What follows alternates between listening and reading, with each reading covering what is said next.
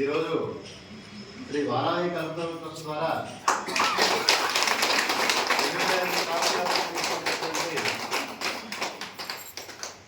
సేవా వాలంటీర్ శ్రీ గౌరీదేవి గారికి చిరు సన్మానము ఆశ్రమం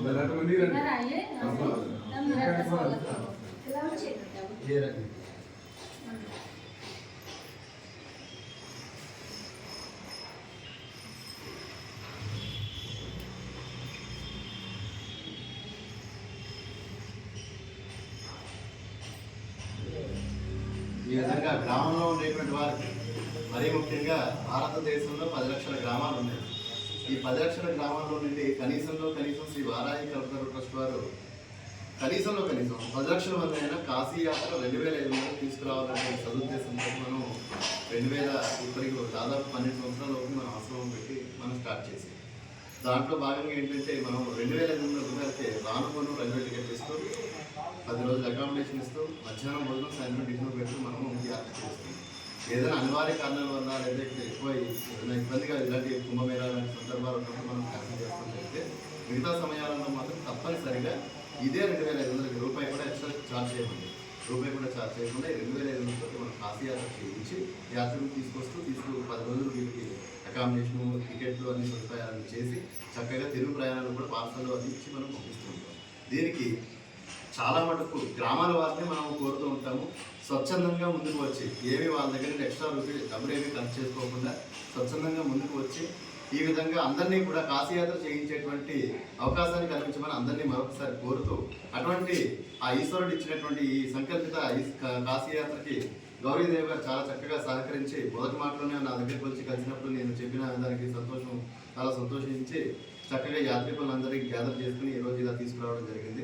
ఇంత కుంభమేళ ఇలాంటి పరిస్థితుల్లో కూడా అక్కడ నేను వద్దని చెప్పినా కూడా లేదండి నేను తీసుకొస్తాను, ఏదైనా ఇబ్బంది ఉంటే నేను పడతాను చేస్తానని చెప్పి దానికి ఆ మాట అనుకుంటే దానికి తగ్గట్టుగానే పాపం ఇబ్బంది కూడా పడుతూ అదేవిధంగా ఈ యాత్రని అందరినీ సంపూర్ణంగా ఎవరి ఆరోగ్యాలకి కూడా ఏ ఇబ్బందులు కలగకుండా చక్కని భోజనం చక్కని సదుపాయంతో చక్కగా కాశీయాత్ర పూర్తి చేసుకోవడం జరిగింది. అంతా కూడా శ్రీ కాలభైరవుడి యొక్క అనుగ్రహం, అదేవిధంగా కాశీ విశ్వనాథుడి యొక్క అనుగ్రహం, దాని ద్వారా శ్రీ వారాహి కల్పన ట్రస్ట్ ద్వారా చిరు సత్కారం చేస్తున్నారు. ఓం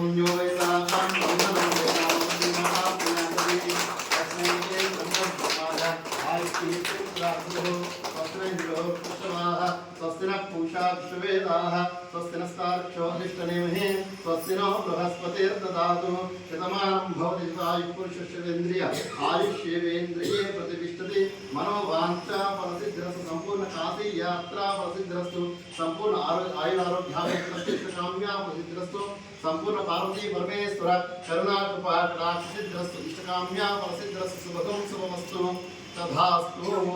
తదాస్తు అనుకోండి. ఒకసారి వారాహిదేవి గుడికి వెళ్ళి దర్శనం చేస్తున్నారు అందరూ చేస్తున్నారు కదా. ఒకవేళ పొరపాటు ఎవరైనా వెళ్ళకుండా చేసుకోకుండా ఉంటే మనసులో ఒకసారి వారాహిదేవి తలుచుకొని ఇక్కడి నుంచి అడుగు బయట పెట్టాలి, సరేనా? ఎందుకంటే వెళ్ళలేని పరిస్థితిలో కుదరలేని పరిస్థితిలో మనం కనీసం మనసులో ఒకసారి తలుచుకుని అడుగు బయట పెట్టాలి.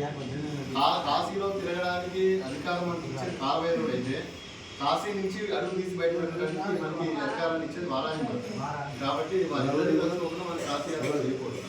మరొక పర్యాయం గౌరీదేవి గారు చేసినటువంటి సేవలకి అందరూ కూడా ఆవిడకి మరి ఎందుకంటే కాశీ క్షేత్రంలో కాశీ యాత్రకు రావడం అనేది చాలా ముఖ్యం.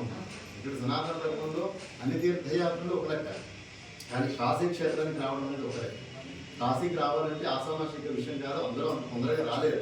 నా దగ్గర డబ్బులు నేను ఇక్కడ కొనేసుకుంటాను వచ్చేస్తానంటే కాదు, కాలభైరవుడి అనుగ్రహం ఉంటే తప్పితే మనం కాశీయాత్ర చేయలేము. అటువంటి అనుగ్రహానికి మనకేంటంటే ఈశ్వరుడు, మీరు మనసులో మీరు కాశీయాత్ర చేయాలని సంకల్పిస్తే ఈశ్వరుడే గౌరీదేవి గారి ద్వారానో లేకపోతే నా ద్వారానో లేకపోతే పద్మ గారి ద్వారానో ఇంకోటి ద్వారానో చక్కగా ఈ కాశీయాత్ర చేయడానికి అవకాశం కల్పిస్తారు. అది ఆ విధంగా ఈరోజు జరిగినటువంటి పూజించినటువంటి గౌరీదేవి గారికి మరొకసారి నేను ఆశ్రమం జరుపుకోవడానికి రండి చాలా కష్టం చేశారు.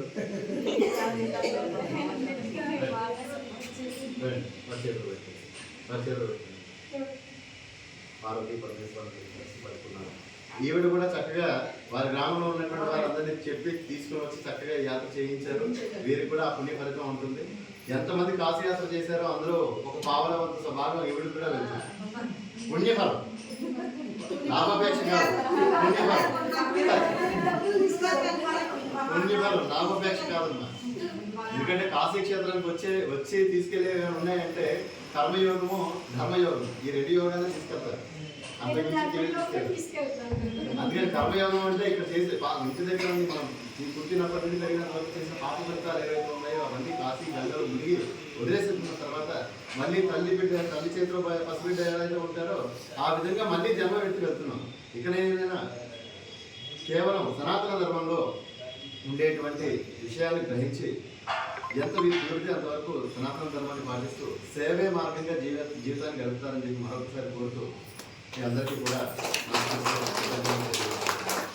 మీరు రెడీ అయిపోండి. అబ్బాయి బండి